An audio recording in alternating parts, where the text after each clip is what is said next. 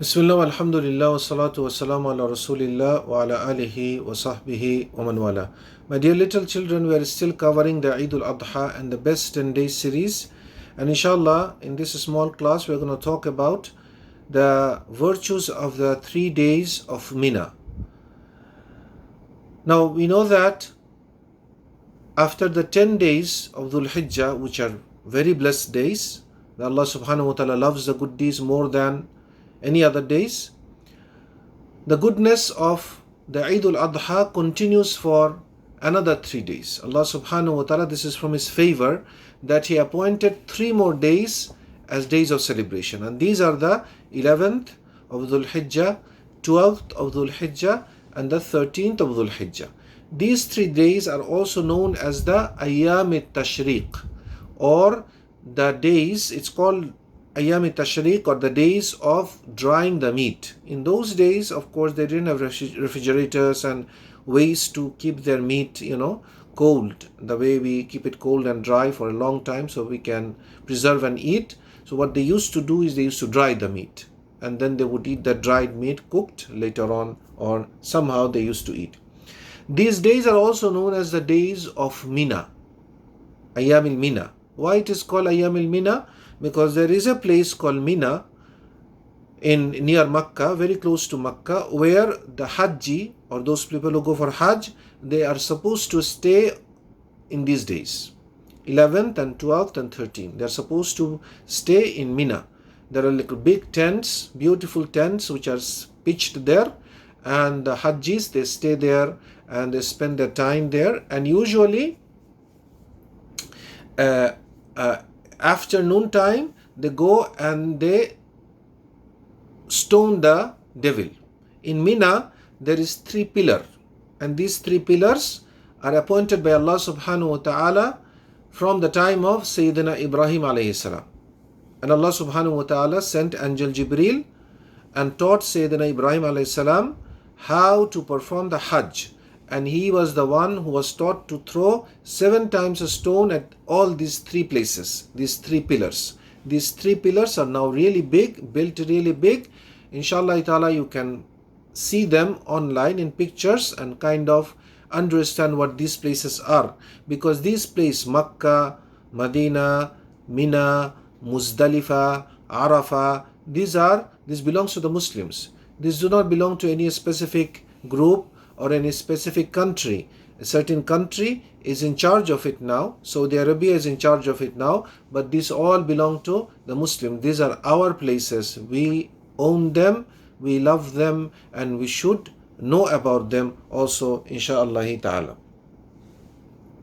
These days, remember, are still the days of the great month of Dhul Hijjah. So it is the month of Hajj, and these are also the days of the great month, or the sacred month, because Dhul Hijjah is still a sacred month. And also these days Allah subhanahu wa ta'ala appointed as Eid for us. We talked about it in one class, if you remember, the 5 days of Eid during the celebration of Eid al-Adha. 11, 12, 13, these Ayyam al-Mina, these the Prophet said are the days of eating and drinking and remembering Allah subhanahu wa ta'ala. So we are not allowed to fast on these days. So this is one of the ibadah we do. We do not fast on these days, and through that we worship Allah subhanahu wa ta'ala.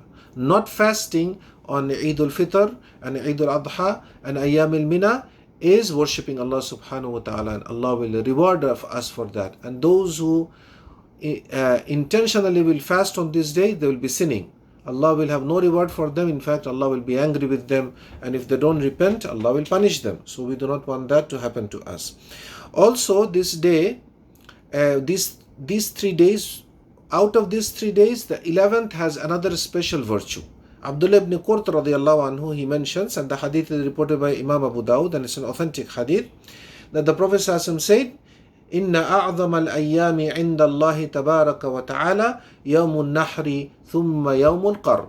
That the greatest day in the sight of Allah subhanahu wa ta'ala is the day of sacrifice, which is the 10th, and then after that Yawmul Qar, or the day of the rest. And Yawmul Qar is basically the 11th of Dhul Hijjah. These are the days also somebody who could not do the slaughtering of udhiyah on the 10th, because slaughtering the udhiyah on the 10th, the qurbani on the 10th is the best thing to do. However, if he cannot do it, he can delay it either on the 11th or on the 12th or on the 13th. And 13th sunset time, before the sunset time, he must finish the qurbani or the slaughtering, insha'Allah ta'ala. What are other things that we can do on these days? Now, these 3 days do not share the same virtue like the 10 days of Dhul Hijjah. Remember, the 10 days of Dhul Hijjah, the Prophet ﷺ said there is no days other than these days, good deeds are more beloved to Allah. So 11, 12, 13, they don't share this virtue. However, on the 11th and the 12th and the 13th, we have the general takbir of the Eid continues. General takbir of the Eid continues all the way until the sunset of the 13th of Dhul Hijjah. And there is also another special takbir that continues, the special takbir. And that is after all the obligatory prayers on 11th, on the 12th and the 13th. And you finish with the Asr, Salatul Asr on the 13th. When you finish the Salatul Asr on the 13th, you make takbir. You sit down and you make takbir. And after this, meaning like when the Salatul Maghrib comes, there is no more takbir. Takbir finishes after that. These are very special times. As you can see that no other days share these special moments and a special ibadah, worship that Allah subhanahu wa ta'ala has designated for us. These are all optional. Yes, these are all optional what we are talking about, the takbirat of the Eid, but we should not neglect it. And we should not think just because it is optional, I can just skip it. But rather, we should try our best to take advantage of these blessed moments and these blessed days and worship Allah subhanahu wa ta'ala according to the sunnah of the Prophet sallallahu alaihi wasallam. When we make the Eid takbir, we should not be making it as a group.